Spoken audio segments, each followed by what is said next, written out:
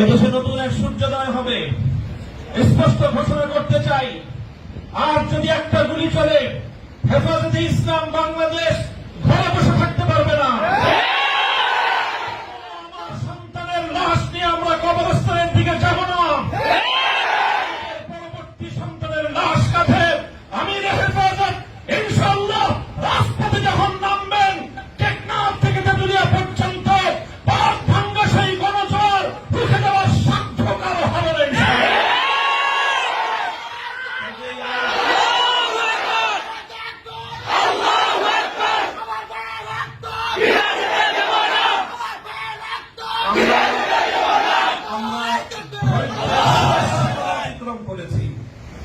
পরিস্থিতি এভাবেই যদি চলতে থাকে, আর যদি আমাদের দেশের জনগণের নিরাপত্তার দায়িত্বে নিয়োজিত আইন শৃঙ্খলা রক্ষাকারী বাহিনী বুলেট যদি আর বন্দুকের নল থেকে আরেকটি বুলেট ছুড়ে, তাহলে বাংলাদেশের পরবর্তী গণ অভ্যুত্থান অবশ্যম্ভাবী হবে।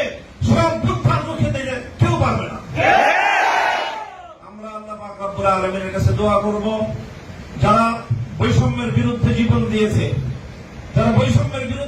দিয়েছে, অত্যাচারীর হাতে যাদের প্রাণ গিয়েছে, তারা নিঃসন্দেহে শাহাদাত বরণ করেছে।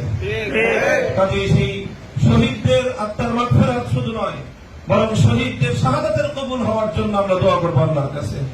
এবং সেই শহীদদের উসিলায় আল্লাহ যেন আমাদের আগামী প্রজন্মকে এভাবে সকল বৈষম্য, জুলুম, অবিচার, অন্যায়ের বিরুদ্ধে রুখে দাঁড়াবার এক অদম্য সাহস যেন আল্লাহ পরবর্তী প্রজন্মের বুকে বুকে দান করেন, সেই দোয়া ইনশাআল্লাহ আমরা করবো।